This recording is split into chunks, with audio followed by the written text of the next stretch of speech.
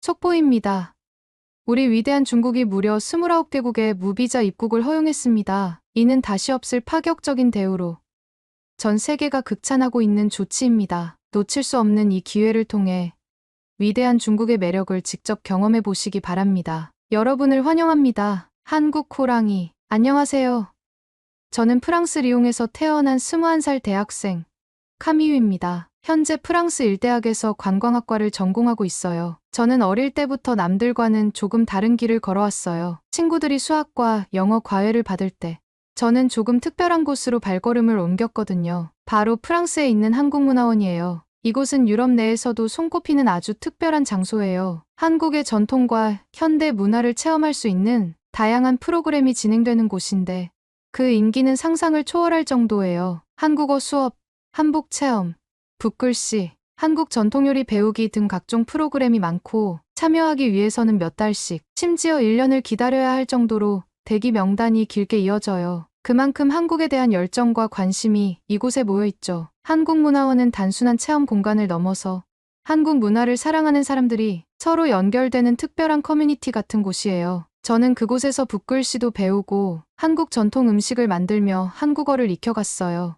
이런 활동을 통해 한국의 매력에 점점 더 깊이 빠져들었답니다. 제가 한국에 푹 빠져 있다고 해서 부모님은 조금 어이없어 하셨지만 저는 오히려 그런 특별한 경험들이 너무 즐거웠어요. 그래서 지금까지도 한국이라는 나라에 대한 애정이 끊임없이 이어져 온 거죠. 최근에는 친구들 사이에서도 한국이 가장 핫한 여행지예요. 학교 친구들 중 절반이 이번 여름에 한국으로 여행을 간다는 소식을 듣고는 저도 더는 가만히 있을 수 없었어요. 다들 한강에서 치킨 먹자. 서울 쇼핑 진짜 최고야. 하며 기대에 부풀어 있는 모습이 너무 부러웠거든요. 그래서 저도 부모님을 설득해서 우리 가족만의 멋진 한국 여행을 계획하기로 마음먹었죠. 저녁 식탁에서 용기를 내어 부모님께 제안을 했어요. 엄마, 아빠, 이번 여름에 가족여행 가기로 했잖아요. 그런데 제가 정말 가보고 싶은 곳이 있어요. 바로 한국이에요. 한국은 정말 흥미로운 곳이고 특히 제 친구들도 다들 한국으로 여행 가기로 했어요. 한국문화원에서 배운 한국어를 꼭 써보고 싶기도 하고 어쨌든 꼭 가보고 싶어요. 하지만 부모님의 반응은 예상보다 훨씬 단호했어요. 한국. 그건 절대 안 된다. 아빠는 무거운 한숨과 함께 말씀하셨어요. 카미유, 아빠는 솔직히 부담된단다. 처음으로 아시아에 가는 건데 아무것도 모르는 나라로 간다는 건 너무 무모해. 아빠는 가장으로서 우리 가족을 지켜야 할 의무가 있어. 검증되지 않은 나라는 안 된다. 아시아에 가고 싶다면 당연히 중국이지. 다른 선택지는 없어. 저는 당황했지만 한 번 더 설득해보기로 했어요. 한국은 요즘 세계적으로 인기 있는 여행지예요. 서울은 현대와 전통이 공존하는 도시로 전 세계 사람들이 찾고 있는 도시잖아요. 하지만 아빠는 저를 향해 손을 저으며 말씀하셨어요. 카미유, 프랑스가 유럽의 중국이라는 말 못 들어봤니? 중국은 우리와 역사적으로 깊은 관계를 맺은 형제 같은 나라야. 언어, 음식, 문화 모든 게 우리에게 더 잘 맞아. 처음 가는 아시아 여행인데 낯선 나라로 가서 고생할 필요가 어디 있겠니? 엄마도 동조하며 고개를 끄덕였어요. 맞아. 우리에겐 조금 더 친숙한 곳이 필요해. 중국은 우리가 받아들이기 쉬운 모든 요소가 있지. 음식도 맛있고, 문화도 풍부하고, 역사도 흥미롭잖니. 한국은 아직 우리에겐 너무 낯설고 먼 곳이야. 결국 부모님의 강력한 반대에 한국행은 무산되고, 이번 여름 가족 여행지는 중국으로 결정되었어요. 그리고 여행 준비는 대부분 아빠가 주도하셨죠. 아빠는 굉장히 꼼꼼하게 중국 여행을 준비하면서 특히나 중국 여행의 큰 장점이라며 강조하신 것이 있었어요. 바로 비자 발급이 필요 없다는 것이었죠. 카미유, 이거 봐. 중국은 우리 프랑스를 이렇게 환영해준다니까. 비자 없이도 자유롭게 여행할 수 있어. 비자 발급이 얼마나 까다로운지 넌 모르지. 아빠는 비자를 발급받지 않아도 된다는 점에서 크게 만족하셨고 마치 자신이 훌륭한 여행지를 찾아낸 것처럼 뿌듯해 보이셨어요. 엄마도 아빠의 말에 크게 고개를 끄덕이며 동의하셨죠. 결국 저는 한국 여행을 포기하고 친구들에게 이렇게 말해야 했어요. 얘들아, 이번엔 나 한국 못 가게 됐어. 부모님이 절대 반대하시더라. 그래서 중국으로 가게 됐어. 친구들은 저를 불쌍한 눈으로 보며 다들 위로해줬어요. 아유, 카미유 진짜 아쉽겠다. 나중에 같이 한국 가자. 그래도 중국도 나름 멋질 거야. 좋은 시간 보내고 와. 친구들의 위로에 저는 웃으며 고개를 끄덕였어요. 응. 나중에 꼭 같이 가자. 그렇게 저희 가족은 큰 준비 없이 중국으로 떠나게 되었어요. 저희는 각자 캐리어 한 대씩 가지고 옷가지들만 대충 넣고 공항으로 출발했어요. 부모님은 이런 단순한 준비에 만족하셨지만 저는 여전히 마음 한켠에 남은 아쉬움을 지울 수 없었죠. 여행 가는 기분도 전혀 안 나고 의욕도 없이 출발을 했지요. 그렇게 저희는 파리에서 중국으로 향하는 비행기에 몸을 실었어요. 그러나 부모님의 결정이 최악이었다는 사실을 깨달은 건 중국 공항에 도착하면서부터였어요. 중국 영공에 들어섰을 때부터 이미 하늘은 뿌옇고 여기가 공사장인지 공항인지 모를 정도로 미세먼지와 스모그가 가득했어요. 창문 너머로 보이는 풍경이 온통 희뿌옇게 덮여 있어서 제 기대는 점점 낮아졌죠. 부모님도 잠시 당황하신 것 같았지만 애써 아닌 척 하셨어요. 아마 날씨가 조금 안 좋은 거겠지. 엄마가 이렇게 말씀하셨지만 그 말엔 불안감이 가득했어요. 비행기에서 내린 후 수암을 찾는 곳으로 가는 동안에도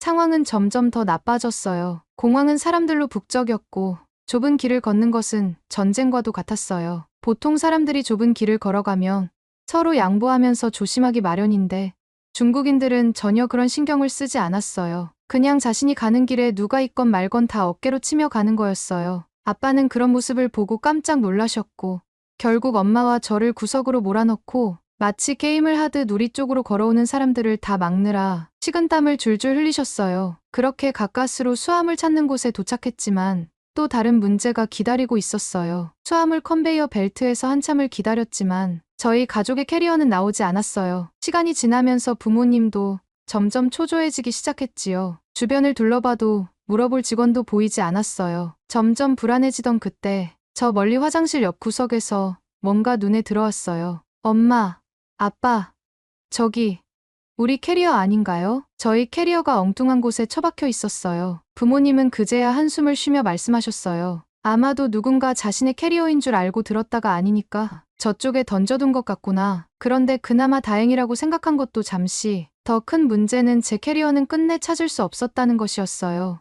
누군가 가져갔는지 어디로 사라졌는지 알 수가 없었어요. 정말 최악의 상황들이 중국에 도착하자마자 벌어지기 시작한 거죠. 아빠는 한숨을 내쉬면서도 저를 다독였어요. 그래도 다행히 중요한 귀중품은 없었잖아.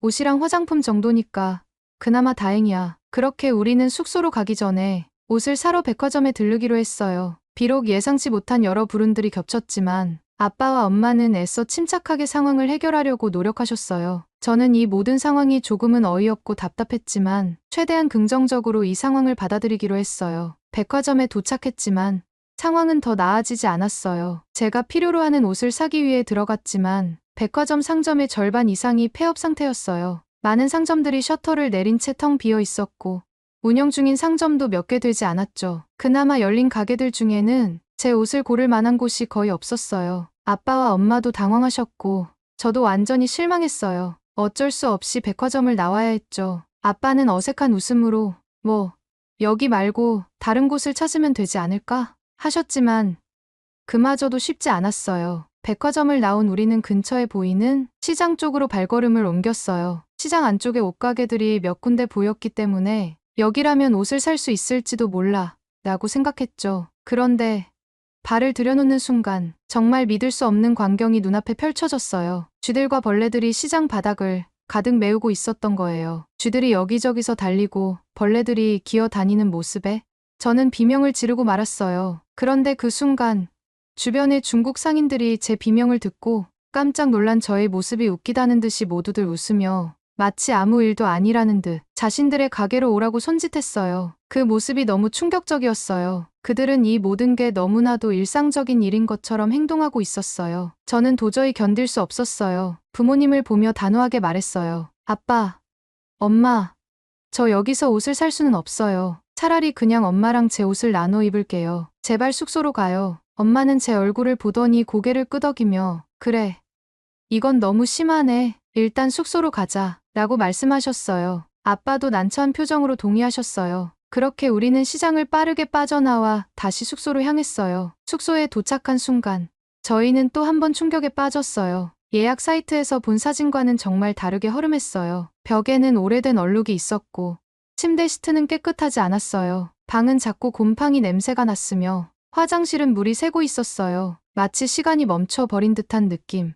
이것이 정말 2000년대의 숙소가 맞나 싶을 정도였죠. 가장 어이없었던 것은 에어컨이었어요. 중국의 더운 날씨를 피하려고 에어컨을 켰는데 웬걸 차가운 바람 대신 뜨거운 공기가 나오는 겁니다. 아빠는 에어컨을 고치기 위해 버튼을 여기저기 눌러보셨지만 결국 고치기는커녕 오히려 더 뜨거운 공기가 방 안으로 퍼지게 되었어요. 아빠는 그냥 창문을 열어보자고 하셨지만 창문을 여니 밖에서 매캐한 미세먼지와 스모그가 밀려 들어왔어요. 차라리 창문을 닫는 게 나은 상황이었죠. 결국 우리는 덥고 눅눅한 방 안에서 서로에게 미소를 지어 보이며 참기로 했어요. 그래, 이건 그저 적응 과정이야. 엄마가 힘내서 말했지만 모두가 얼마나 지쳐 있는지는 분명해 보였죠. 그날 밤 잠을 거의 설치며 지냈어요. 다음 날 아침 부모님은 최대한 저를 위해 웃으려고 하셨어요. 아빠는 카메라를 들고 이곳저곳을 찍으며 저를 위해 노력하셨어요. 하지만 중국 공안들의 매서운 눈빛이 이어졌어요. 왜 사진을 찍냐는 듯 적대적인 태도였어요. 공안은 멀리서 저희를 바라보며 누군가와 무전기로 얘기하고 있었어요. 아빠는 그제야 불안한 표정을 지으며 급히 카메라를 가방에 넣고 근처 식당으로 향했어요. 배도 고프고 제대로 된 아침을 먹고 싶었기 때문이었지요. 하지만 식당에서 제공된 음식은 정말 최악이었어요. 음식에서 쿰쿰한 냄새와 쉰내가 났고 도저히 먹을 수 없는 맛이었죠. 저는 한 숟갈을 먹고 그만두었어요. 아빠도 마찬가지로 인상을 찌푸리며 숟가락을 내려놓으셨어요. 그런데 문제는 계산할 때 생겼어요. 저희가 가져간 현금을 받지 않는다는 거예요. 저희는 미리 중국 돈으로 환전을 해왔기에 문제가 없을 거라 생각했지만 직원은 무조건 알리페이로만 결제해야 한다고 막무가내였어요. 저는 가만히 식당 직원의 이야기를 들어보았는데 저희가 내는 돈을 위조 지폐라 의심하더군요. 아빠는 소란을 피우고 싶지 않으셨기에 결국 알리페이를 깔고 카드 등록을 하고 결제까지 하느라 1시간 넘게 허비하셨어요. 결국 최악의 음식을 먹고도 그 비용을 지불하며 또다시 스트레스를 받아야 했죠. 식당을 나와 거리로 나섰을 때 저희는 또 한 번 충격을 받았어요. 거리 곳곳에는 산더미처럼 쌓인 꽁초와 그야말로 아무 곳에서나 침을 뱉는 사람들이 가득했어요. 그뿐만 아니라 길가 옆에서 대소변을 보는 사람들까지 보였어요. 그 장면을 보는 순간 제 인내심은 바닥을 쳤어요. 더 이상 견딜 수 없었던 저는 아빠에게 따지듯이 물었어요. 아빠, 중국이 어딜 봐서 프랑스랑 형제 같은 나라라는 거예요? 대체 무슨 기준으로 그렇게 말하는 거예요? 그렇게 말하며 저는 울음을 터뜨리고 말았어요. 너무나도 실망스럽고 답답하고 억울했어요. 아빠와 엄마는 저를 보며 당황해 하셨어요. 아빠는 저를 꼭 안아주며 정말 미안하다, 카미유. 우리가 잘못했어. 다시 돌아가자라고 말씀하셨어요. 하지만 저는 그냥 돌아가는 것으로는 만족할 수 없었어요. 아니요. 공항에서 그냥 돌아가긴 너무 억울해요. 아빠, 우리 지금 당장 한국으로 가요. 제발 한국행 티켓을 끊어주세요. 이번 여행을 이대로 끝낼 수 없어요. 엄마와 아빠는 잠시 서로를 바라보며 고민하시더니 마침내 아빠가 고개를 끄덕이셨어요. 그래, 카미유, 우리가 잘못 판단했어. 지금 당장 공항으로 가자. 그리고 한국행 티켓을 끊자. 그 말에 저는 울음을 멈추고 비록 눈물에 젖은 얼굴이었지만 희망이 다시 생기는 것을 느꼈어요. 우리는 그렇게 다시 공항으로 향하기로 결정했고 공항으로 향하는 택시를 타고 가면서 저희 가족의 분위기는 말 그대로 살얼음판이었습니다. 저희 가족 모두 침묵한 채 창밖만 바라보고 있었죠. 하루 동안 중국에서 겪은 끔찍한 경험들이 머릿속에 생생히 떠오르며 어색한 공기가 감돌았습니다. 하지만 아빠는 그 침묵을 참지 못하고 결국 폭탄 발언을 터뜨리고 말았습니다. 아빠는 갑자기 뜬금없이 말을 꺼내며 좌석에 몸을 돌렸습니다. 왜 중국이 무비자 입국을 허용했는지 이제야 알겠어. 이런 곳에 관광객이 없을 수밖에 없잖아. 그 말에 엄마와 저는 동시에 고개를 돌렸습니다. 엄마는 기가 막힌 표정으로 물었어요. 갑자기 그게 무슨 말이에요? 지금까지는 중국이 프랑스랑 형제 같은 나라라고 칭찬하더니 아빠는 창밖의 혼란스러운 거리를 손으로 가리키며 고개를 저었습니다. 봐봐. 이 상황 좀 봐. 거리에 널려있는 꽁초, 아무 데서나 침을 뱉는 사람들, 공공장소에서 대소변을 해결하는 사람들까지. 이건 뭐 문명이 아닌 야생이지. 이러니 관광객들이 여길 왜 오겠어? 이런 곳에 오려면 정신이 나가야지. 아빠는 이어서 말을 이었습니다. 솔직히 말할게. 몇 달 전에 어떤 기사를 봤거든. 중국이 지금 경제적으로 심각한 위기 상황이라는 내용이었어. 특히 내수 경제가 침체되면서 소비가 급격히 줄고 기업들마저도 줄줄이 문을 닫고 있다는 이야기였지. 그래서 그걸 해결하려고 무비자 입국을 도입하면서 외국인 관광객을 유치하겠다는 거였어. 저는 아빠를 노려보며 물었습니다. 그럼 아빠, 이미 그 기사를 보고도 우리를 왜 여기로 오게 한 거예요? 아빠는 손을 흔들며 해명하려 했습니다. 그땐 생각이 짧았지. 무비자라고 하면 얼마나 편리해? 게다가 중국은 크고 잘 사는 나라라고 생각했으니까. 그런데 말이야. 지금 와서 보니까 이 모든 게 속임수였어. 아빠는 점점 격앙된 목소리로 이어갔습니다. 그 기사에서 중국이 관광객을 끌어들이기 위해 보여주는 게 전부 거칠애에 불과하다는 내용도 있었어. 근데 나는 그때 설마 싶었지. 그래도 중국이 세계 2위 경제대국인데 어떻게 이런 꼴을 하고 있을 거라고 생각했겠어. 그런데 오늘 거리에서 본 장면들이 모든 걸 설명해줬어. 아빠는 창밖을 가리키며 말을 이어갔습니다. 관광지가 이렇게 더러운 게 말이 돼. 사람들의 행동은 말 그대로 비상식적이지. 이런 상황에서 무비자 입국을 허용한다고 뭐가 달라지겠어? 여긴 기본이 안 돼 있는 나라야. 기본이.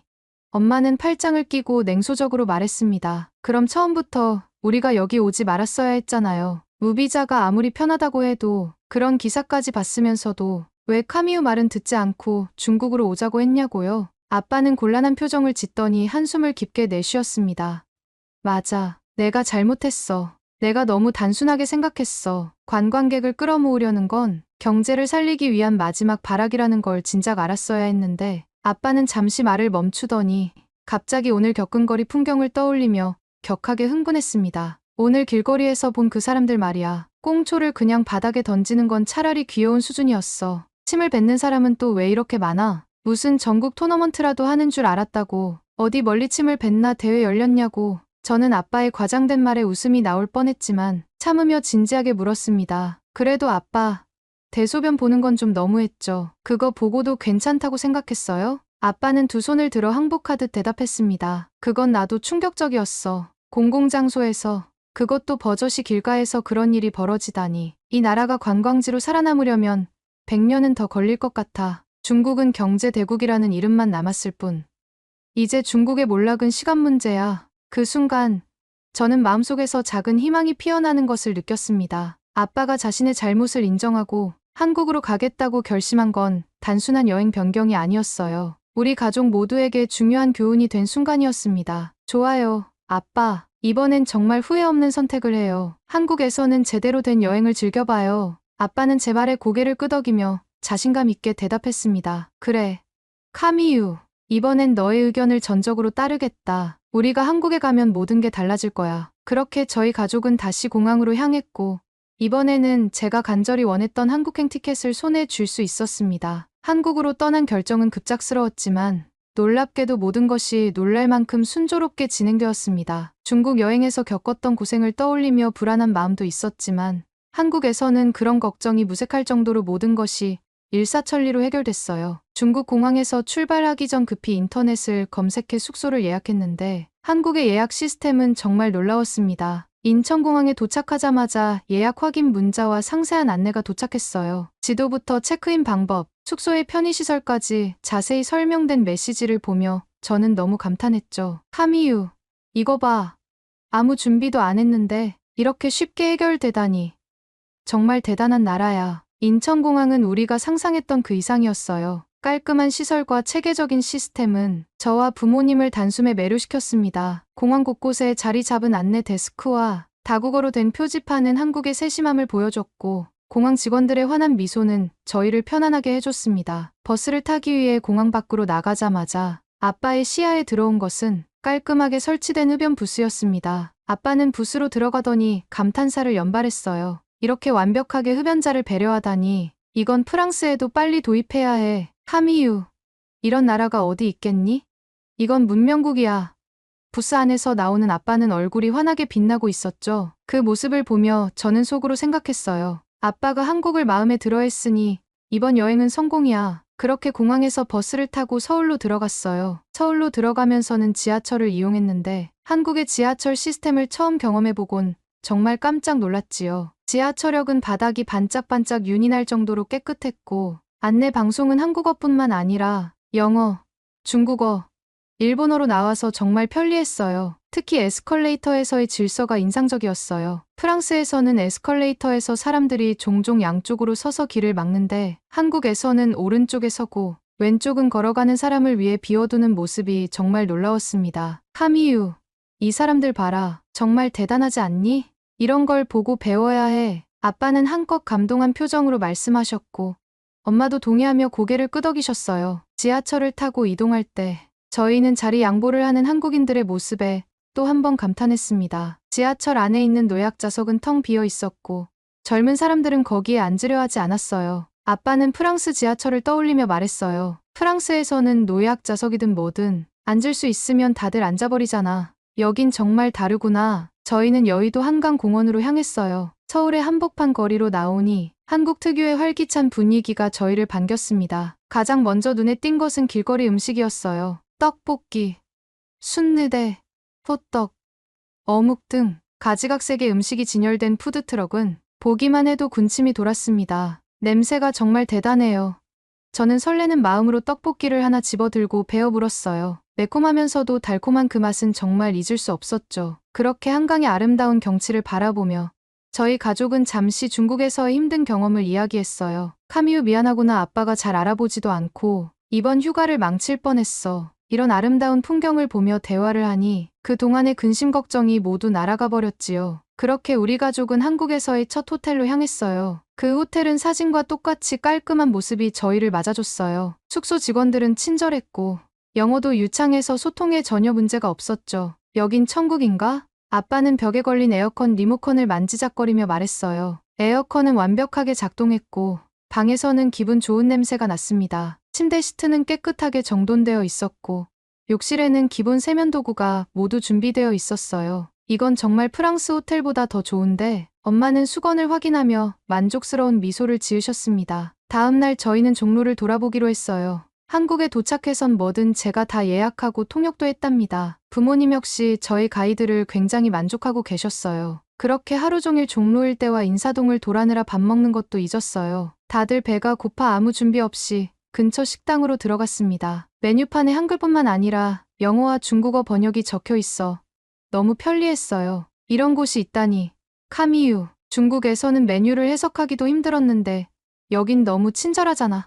아빠는 메뉴판을 한참 들여다보며 주문했고 음식이 나왔을 때는 저희 모두 행복한 미소를 지었습니다. 떡볶이, 갈비탕, 비빔밥 등 한식의 매력에 푹 빠진 부모님은 계속해서 맛있다는 말을 반복하셨습니다. 특히 엄마는 갈비탕을 한 입 드시고 감탄하셨어요. 카미유, 이건 프랑스에서도 팔아야 해. 정말 환상적이야. 한국 여행 중 음식 중 가장 감동적이었던 것은 양념갈비였습니다. 전통 가옥의 작은 정원에서 숯불에 구워 먹었던 갈비는 말 그대로 천국의 맛이었어요. 숯불 위에서 노릇노릇 익어가는 고기를 보는 것만으로도 행복했는데 그 맛은 정말 최고였습니다. 아빠는 고기를 먹으며 감동의 눈물을 흘릴 뻔했어요. 카미유, 이 맛은 내가 평생 먹어본 음식 중 최고야. 프랑스 음식은 이제 잊어도 될 것 같아. 엄마도 고개를 끄덕이며 한마디 덧붙였죠. 이건 꼭 프랑스에 소개해야 해. 정말 대단한 요리야. 식사를 마치고 지하철로 이동하다 우연히 들어간 지하상가에 들러봤어요. 쇼핑을 좋아하는 저는 그곳에서 완전히 천국을 만난 기분이었어요. 다양한 옷과 액세서리가 저렴한 가격으로 판매되고 있었고 가게 사장님들은 손님을 환대하며 친절하게 응대해 주셨어요. 엄마, 여기 정말 대박이에요. 이 옷이 이렇게 싸다니 믿을 수 없어요. 저는 옷과 가방, 액세서리를 한가득 골랐고 계산대 앞에서 신난 마음을 감추지 못했죠. 아빠는 옷값이 너무 저렴해서 몇 번이고 가격표를 확인하셨습니다. 이게 정말 1만 원이라고? 이건 말이 안 돼. 더 줘야 할 것 같아. 아빠가 사장님께 돈을 더 주겠다고 고집하자 사장님은 웃으며 손사래를 치셨고 결국 아빠는 체념한 듯 고개를 끄덕이며 계산을 마쳤습니다. 그날 밤 서울에서의 완벽한 하루를 마친 저희 가족은 녹초가 되어 숙소로 돌아왔습니다. 엄마와 아빠는 편의점에서 사온 캔맥주를 들이키더니 한마디도 없이 침대에 쓰러져 버렸어요. 저는 부모님이 코 고는 소리를 배경음악 삼아 노트북을 열었습니다. 오늘 하루를 기록으로 남길까 아니면 유튜브를 볼까 고민하다가 가벼운 마음으로 유튜브를 켰어요. 그런데 눈길을 끄는 영상 하나가 있었습니다. 중국은 절대 안 됩니다. 한국과 중국이 비교되는 듯한 내용일 것 같아 호기심이 생겼습니다. 영상은 이렇게 시작했어요. 2019년만 해도 한국인 관광객 중 12.1%가 중국을 방문했다고 합니다. 당시 중국은 일본과 베트남에 이어 인기 많은 여행지 3위에 올랐을 정도였죠. 하지만 이제 불과 0.3%만이 중국을 방문하고 있대요. 0.3%? 그럼 우리 가족이 그 0.3%에 포함된 거야? 저는 스스로에게 물으며 어이가 없었어요. 더 놀라운 건 한국뿐만 아니라 전 세계적으로도 중국 여행이 급격히 줄어들었다는 점이었습니다. 홍콩 언론에 따르면 올해 상반기에 중국을 방문한 외국인은 843만 명으로 4년 전과 비교해 70%나 감소했다고 했습니다. 특히 여행사를 통한 중국 방문은 370만 명에서 5만 2천 명으로 급감했다는 사실에 저는 입을 다물 수 없었어요. 그 다음 내용은 진짜 충격적이었어요. 전문가들이 중국 여행을 기피하는 이유를 하나씩 설명했는데 가장 큰 이유는 최근 중국 정부가 스파이법을 강화했기 때문이라고 했습니다. 스파이.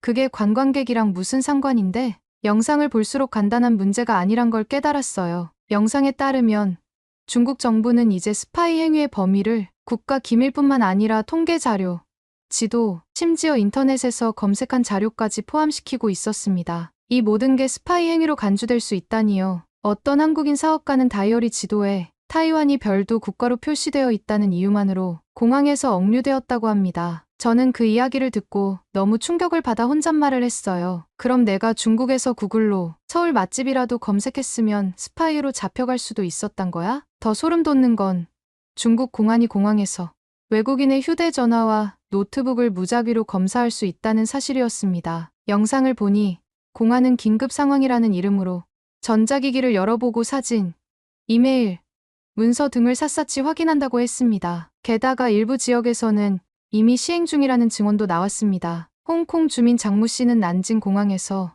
세관 직원이 입국자들의 휴대전화를 열어보는 모습을 목격했다고 했어요. 이게 말이 돼? 내가 찍은 셀카나 여행 사진까지 들여다본다고? 저는 스스로도 믿을 수 없는 내용을 계속 보고 있었습니다. 여기서 끝이 아니었어요. 백두산과 같은 북중 접경 지역에서 촬영하다가 잡혀간 외국인 사례, 시위 현장을 지나가다가 공안의 제재를 받은 이야기까지. 영상 속 사례들은 하나같이 중국을 여행하면 누구나 잠재적인 위험에 처할 수 있다는 메시지를 던지고 있었습니다. 영상은 또 중국이 외국인 관광객들에게 얼마나 불편한 여행지인지 이야기했습니다. 중국에서는 외국인이 현금이나 카드를 사용하기 어려워 위챗페이를 써야만 한다고 했습니다. 그런데 위챗페이를 쓰려면 중국 번호가 필요하대요. 그럼 중국 여행을 하려면 핸드폰 번호부터 새로 만들어야 한다는 거야? 말도 안 돼. 우리도 식당에서 현금을 냈다가 이상한 눈길을 받은 게 생각났어요. 그때도 뭔가 불편하다고 느꼈지만 이 영상에서 이유를 정확히 알게 되었죠. 무비자 입국이 가능하다고는 하지만 입국 심사 과정에서 조금이라도 의심을 받으면 바로 입국이 거부될 수 있다고 했습니다. 영상이 끝나고도 저는 한동안 충격에서 벗어나지 못했습니다. 그러다 불현듯 엄마와 아빠를 깨워야겠다는 생각이 들었어요. 엄마, 아빠, 이거 봐요. 우리가 왜 중국에서 그렇게 고생했는지 완전히 알게 됐어요. 잠결에 일어난 엄마와 아빠는 졸린 눈으로 노트북 화면을 봤고 영상을 보며 점점 표정이 굳어졌습니다. 우리가 정말 위험했었네. 엄마는 한숨을 쉬며 고개를 저었습니다. 아빠도 깊은 한숨을 쉬며 말했습니다. 카미유, 내가 맞았어. 중국 여행을 고른 건 정말 잘못된 선택이었어. 그때 무비자 입국이 얼마나 편리한지에만 끌렸던 것 같아. 하지만 아무리 무비자라도 이런 나라라면 아무도 가고 싶어 하지 않겠지. 저는 부모님께 말했습니다. 그래서요. 한국은 너무 좋아요. 우리가 아무 준비도 안 하고 왔는데 숙소, 교통, 음식, 사람들까지 모든 게 완벽했잖아요. 앞으로는 한국처럼 친절하고 안전한 곳만 골라서 가요. 아빠는 저를 보며 미소를 지었습니다. 카미유, 내가 고집을 부려 한국으로 오자고 했던 게 우리 가족을 구한 거야. 이번 여행은 내 덕분에 정말 행복할 수 있었어. 이상, 중국에서 살아 돌아와 한국을 여행한 카미유의 이야기였습니다. 재미있게 들으셨나요? 다음에도 더 재미있고 감동적인 이야기를 원하신다면 좋아요와 댓글 부탁드립니다. 여러분의 응원 하나가 저에게는 큰 힘이 된답니다. 한국 호랑이